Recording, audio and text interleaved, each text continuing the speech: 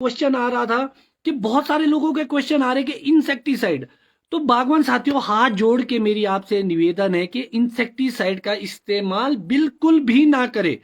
वो आपके फ्रेंडली कीड़ों को मारेगा, चाहे उसमें मधुमक्खियां हैं। आपको पता कि ये जो धरती का सृष्टि है, अगर मधुमक्खियां खत्म होगी तो ये धरती भी तबाह हो जाएगी। और जो मधुमक्खी आप खरीद के लाते हैं, उसको आप ये ना सोचे कि वो सिर्फ एक उस बायर की है, जहां से उसकी है, ठेकेदार की है, या किसी मगर वो कहीं ना कहीं हमारे यूज की चीज है। अगर हम उसको ही मार देंगे, उस बक्से को ही खत्म कर देंगे, तो आपका ये परम कर्तव्य है कि आप उसकी भी देखभाल करें। मक्खी के बक्से आप लोग अपने बगीचों में जरूर लगाए। मैं ये नहीं बोलूंगा कि 5 लगाइए, 10 लगाइए।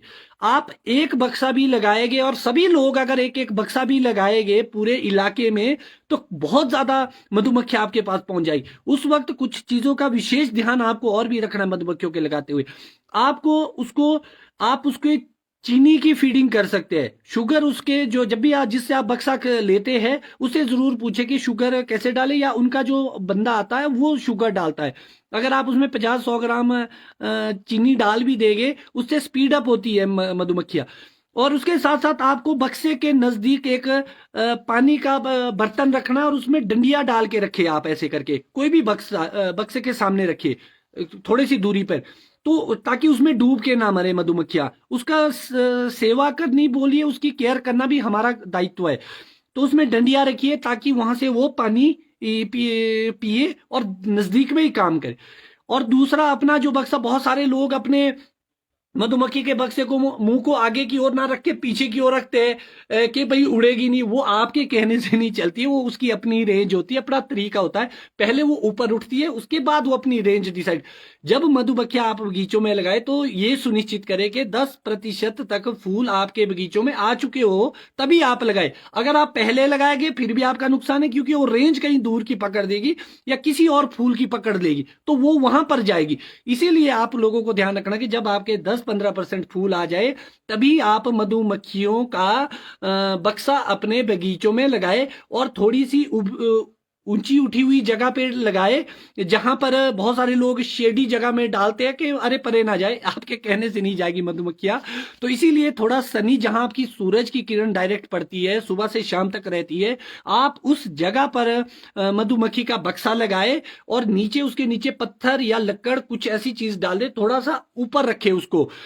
वैसे तो सबसे अच्छा तरीका ये होता था कि अगर आपका फेस यहां पर है, तो सामने अगर आपकी कोई पहाड़ी है, वहां पर मधुमक्खियां लगनी चाहिए थी, ताकि वो और अच्छे तरीके से काम कर पाए। मगर हमारे लोगों, बागवानों के दिमाग में बहुत सारा मिथ्या भरा हुआ है। और मधुमक्खी का बक्सा लगाना बहुत महत्वपूर्ण है, क्योंकि जो पॉलिनेशन है, जो सेब है हमारा, वो क्रॉस पॉलिनेशन मांगता है। मतलब golden red golden granny Smith का क्रॉस पॉलिनेशन मांगते हैं। और ये पॉलिनेटर्स होते हैं, जो मधुमक्खियां वगैरह, ये हमारे पॉलिनेटर होते हैं।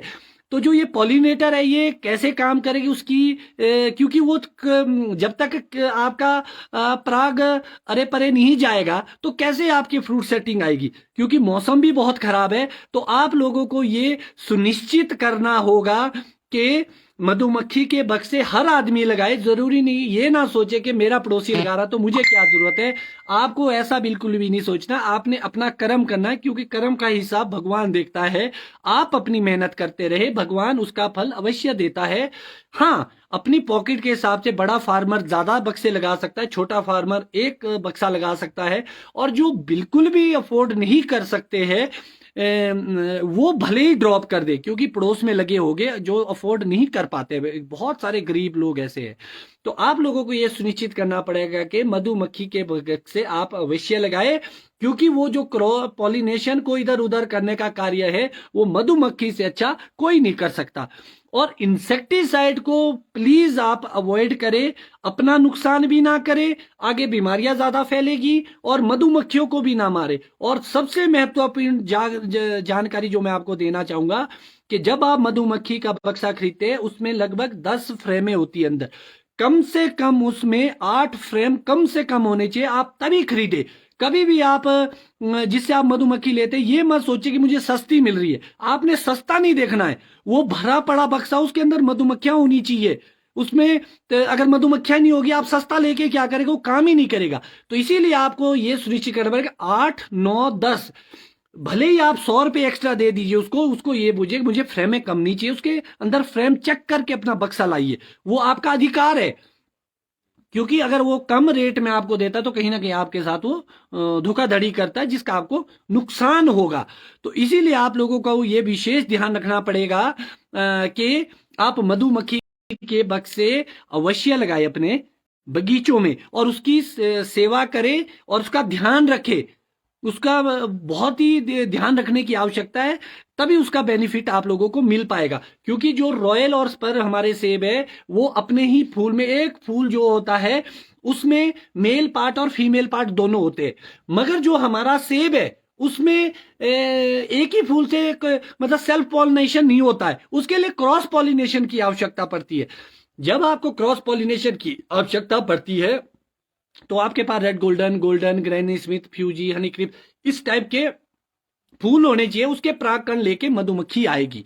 तो जो वो कार्य होगा तभी आपकी फर्टिगेशन होगी, और जो आपकी स्टिग्मा लाइन होगी, फूल की नली जो होगी, तो वो टेढ़ी होती है, उसको भी सीधा करता है। वो बोरोन आपका बहुत अच्छा काम करता है।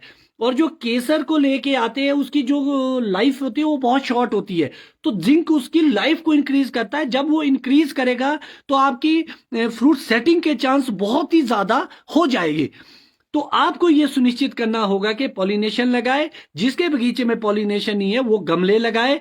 गमलों में आप एक थैली लीजिए या बोतल लीजिए खाली, जो भी स्प्रे की बची होती है, उसके अंदर आप गोल्डन, रेड गोल्डन या ग्रेनी स्मिथ की डंडिया डाल के आप उसको भी लगा सकते हैं अपने पौधे में। जितनी अच्छी आप उसमें हैंड पॉलिनेशन की ओर भी जा सकते हैं। कुछ बागवान साथी ऐसे होंगे जिनके पास पॉलिनेशन है ही नहीं और बहुत कम है। आप इतनी मेहनत कीजिए कि अपने घर के जितने सदस्य हैं आप उनको सुबह मॉर्निंग में, अगर आप 3 4 घंटे भी काम करेंगे, अगर 6 बजे से लेकर 10 बजे तक का भी कार्य करेंगे, क्योंकि जल्दी रात खुल जाती है आजकल, तो आप फूल तोड़ेंगे और एक फूल से रॉयल के आपको टच करते रहेंगे।